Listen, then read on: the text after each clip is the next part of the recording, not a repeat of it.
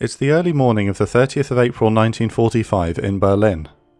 In the captured Interior Ministry building on the northwestern side of the Königsplatz, a young Soviet battalion commander, Captain Neustroyev, pores over his maps.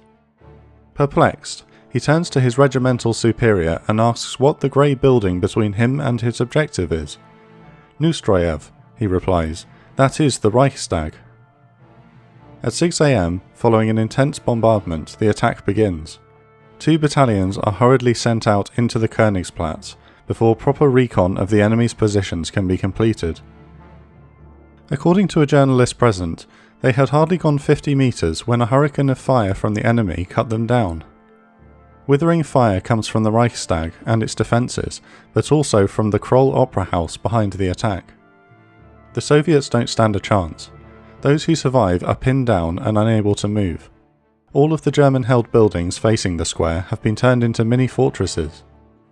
Every window is bricked up, with holes left for small artillery pieces and machine guns. The Opera House in particular contains much of the remnants of the SS Arnold, designated to defend the diplomatic quarter and the Königsplatz. The failure of this first attack and the brutality with which it was repulsed convinces Shatilov, commanding the 150th Rifle Division, and his superior officer, commander of the 79th Rifle Corps, Perevertkin, who are watching from the customs house over the bridge, that they have to think again. From the fields of Kursk, onto the Reichstag has been the Soviet battle cry. Despite having lain in disrepair since the fire of 1933, the building had been chosen by senior members of the party as the final symbol of the victory of the Soviet communism over fascist Nazism. It has also been decided that the building should be captured in time for the May Day, or International Workers' Day, celebrations in Moscow. The race to get a Soviet flag on the top of the Reichstag is on. There is of course an ulterior motive. Between April 23rd and 28th, the Soviet armies near Berlin had worked to surround the defenders in an ever-tightening pocket, closing off access to the city. In the west, 47th Army, part of Zhukov's 1st Belarusian Front, had fought their way south to meet 4th Guards Tank Army, part of Konev's 1st Ukrainian Front, which eventually occurred after hard fighting on the 25th, near Ketsin. The River Havel in the northwest of the city is used as a cork in the bottle to keep the Germans in the pocket and prevent the Western Allies reaching them from the outside. It was this move that mattered most to Stalin. Despite what has been claimed, the Reichstag, to Stalin, was likely just another building in Berlin. There are more games afoot, however. On the 24th, members of the 8th Guards Tank Army, part of Zhukov's force, spot Soviet troops to their south and west. These are members of the 3rd Guards Tank Army, part of Konev's forces. It was then apparent to Zhukov that Stalin is lining up his favourite, Konev, to take the Reichstag himself, and deny the charismatic Field Marshal the prize he had been promised. The Russian generals were no longer just racing time and the Western Allies, they were racing each other. In the end, it became obvious that Konev was stretched too thin, and that Zhukov would have his prize after all, and the honours would go to Perevertkin's 79th Rifle Corps. The 28th had seen the Corps make up for some of its losses by freeing prisoners of war, who were handed a submachine gun or rifle and simply absorbed into the attack. On the 29th, they crossed the Moltke Bridge and captured the Interior Ministry, but not without great loss that nullified the reinforcements from the day before. On the afternoon of the 28th, Perevertkin had set up his headquarters in the customs building from where he had watched the failure of his early morning attack on the 30th. By 11:30 on the 30th, Perevertkin's corps is ready. In preparation for the attack, the 207th Division is tasked to clear out the Kroll Opera House, source of so much of the fire that morning, from the north. Despite costing the 597th and 598th Rifle Regiments many casualties, this attack also gives Perevertkin time to ready his artillery. The bombardment, when it comes, is awe-inspiring. The sheer power of Soviet production is now ranged against the old building and its grounds. The ground itself begins to shake under the weight of fire. Dust and acrid smoke hangs low in the air, blotting out the sun. To those on the ground, it is as if the apocalypse has arrived. The 90 artillery barrels from tanks to howitzers are positioned around the Ministry building, with some even placed in the top floors of the building itself, in order to have clearer target pictures. Rocket launchers are placed in the courtyard, firing directly at the building. Shatilov's divisions, the 674th and 756th, are sent in again. This time, they fight their way through the German positions in front of the flooded anti-tank ditch, but can advance no further. More attacks and more lives are needed to capture the building before midnight. At 1 PM, the amassed Soviet artillery begins a bombardment that lasts half an hour. Once again, the sun is hidden by clouds of debris and smog. Some soldiers would later claim that they did not see the sun at all that day. Pieces that are knocked out by the counter-battery fire from across the Tiergarten are simply replaced from the rear. In the chaos, some Soviet infantrymen grab Panzerfausts abandoned in the captured German positions and begin firing them blindly in the direction of the Reichstag itself. On the eastern flank, the 171st have finished pushing their way through the Kronprinzen buildings and are at the wall closest to the Reichstag. This creation of a clear passage allows tanks and assault guns to be brought up to try and protect the infantry in another frontal assault. At 1:30, the attack begins again with the 150th Division attacking from the front and the 171st to the right of the building. The 200 yards of ground between them and the building itself are a mess of temporary structures, trenches and barbed wire. Nonetheless, the Soviets hope sheer weight of numbers will overwhelm the defenders. It is now, however, that SS Obersturmführer Babik, commanding the Reichstag defence, plays his trump card. As well as the two 88mm flak guns placed in front of the Reichstag itself, Babik has the support of the guns of the Zoo flak tower on the other side of the Tiergarten, which he directs via radio link. Faced with this weight of fire, Shatilov's division are pinned down and the tanks swamped. Those who can pull back do, but it is clear that another attack during the daytime will be a bloody affair with limited success. They must wait for darkness. Shatilov, meanwhile, is realising that he has made a grave mistake. At 2:25 PM, he reported up the chain of command that he had seen a red banner flying from the Reichstag. This caused Zhukov to announce the same, which was duly passed on to Moscow. Recognising the scale of his political blunder, Shatilov becomes demented. Aside from the political glory of hoisting a flag, it is now obvious that his political career, and perhaps life, depends on raising that banner, and he is willing to sacrifice many men to do it. Meanwhile, less than a kilometre away in the basement of the Reich Chancellery, the Führer's monstrous political career is at an end. At 3:20 PM on April the 30th, he kills his dogs, new wife Ava, and finally himself. Unconfirmed reports state that at some point in the afternoon, two fighters from the 115th Fighter Wing attempt to save Shatilov's buses by dropping a 6-metre pennant on the roof of the Reichstag, with the word Pobjeda, or victory, emblazoned in gold letters.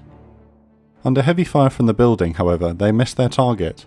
The race is still on, and they are running out of time. Throughout the afternoon, Nestroyev, Shatilov and Perevertkin are inundated with requests to form the banner party and achieve Soviet immortality. His NKVD detachment puts forward a group with a Georgian as a special favour to Stalin.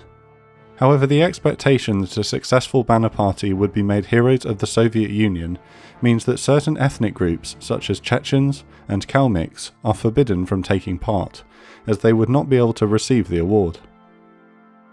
In the end, however, it is a group of party members, led by Sergeants Yegorov and Kantaria, that are chosen to represent the 150th Division.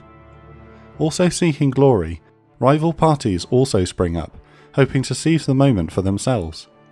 A detachment of artillerists under V.N. Markov give up their positions on the heavy guns for infantry weapons and a banner of their own. The dust and smoke from the battle means that darkness comes early. By 6 PM, the Soviet commanders reckon they have enough cover from darkness to commence another attack. After a short bombardment, the troops of the 150th Division, interspersed with tanks, including a single British-supplied Valentine tank that has found its way across the entire eastern front, begin their advance. The battle is bloody and hard fought, but progress is now being made. At night, the heavy weapons and machine guns of the Germans are less effective in stopping the Red Tide. Inside the Reichstag waiting are members of the Home Guard, sailors from Grand Admiral Dönitz's Honour Guard, and the remnants of the SS Brigades Nordland and Hitler's personal troops, the Liebestandet SSAH. These troops know that retreat or surrender are not options. The building too is imposing. Pranksters had taken the fallen heads of statues from the roof and placed them on ledges and walls at ground level to create a creepy graveyard of stone. The Soviets, however, are prepared. The weeks of street fighting in Berlin have made them more efficient in urban warfare, even if this has cost thousands of lives. A reporter attached to the battle tells how he was pulled in front of his sergeant to hand in his pistol. Terrified he was being sent home, he approached with some trepidation. Instead, the older man simply took his pistol and handed him a submachine gun, telling him frankly, anyone going inside the Reichstag will need one. Eventually, troops from the lead battalion of the 150th Division reached the steps of the Reichstag. As a defensive measure, the doorways in between the columns have been bricked up. Luckily, the troops have with them 2 light mortars. Placing them as horizontally as possible, they are fired into the barricades, creating a hole for the infantry to pour through. Once through the door, the Soviets initially push their way into the main hall. They are met by a deadly hail of submachine gun fire from surrounding rooms, as well as members of the Liebestandet on the balconies firing Panzerfausts and throwing grenades down onto their position, causing the advance to pause. One Soviet soldier later recalls that the large columns beside the point of the Soviet entrance became covered in blood. Fighting spills out into the adjoining rooms, and hand-to-hand combat breaks out. As with every building attacked thus far, the foremost battalion have carried their own banner into the building among the lead troops. It is this banner that initially rallies the troops to it, as they try to fight it up to the roof and claim the glory of the moment for themselves. Around them, fires begin in some of the downstairs spaces, as grenades and Panzerfausts used at close range ignite what flammables remain in the building. With the initial rooms cleared, Soviet troops make their way to the large staircases, at which point the defenders part, some retreating into the basement and some to the upper floors. The staircase battles are some of the most intense, with both Soviet and German troops using the large stone banisters for cover and firing their submachine guns through them at brutally close range. The infantry's regimental banner is fought up the stairs until it reaches the second floor. However, as the first troops reach the top of the stairs, a machine gun set up to cover the corridor pins them down. Some are able to make it into the first rooms, but no further. Field telephones are set up to communicate with the anxious Shatilov, as the radios have been malfunctioning inside the massive building. Now aware that his men are on the second floor and close to the roof, Shatilov gives the green light to Special Banner Party No. 5 to enter the building. The banner carried by party members is ceremonial, and pointedly has a large hammer and sickle emblem to better display the Soviet victory. The inside of the building is almost pitch black. Worse than this, the banner party are in a building they have never been in before, and therefore have no idea where to go. Disoriented, it takes some time to find the staircase up to the second floor. Once there, Yegorov and Kantaria use the men around them and the other members of the banner party as distractions. In the ensuing firefight, they slip their way comparatively unnoticed along the corridor to the stairs at the rear of the building. The official Soviet history states that it was the Communist Party members Yegorov and Kantaria of Special Banner Party No. 5 who fly their flag on the roof of the Reichstag at 10:50 p.m. on the 30th of April, just beating their May Day deadline. Communist Party members Yegorov and Kantaria are later to be given their Hero of the Soviet Union medals and duly celebrated by the communist state.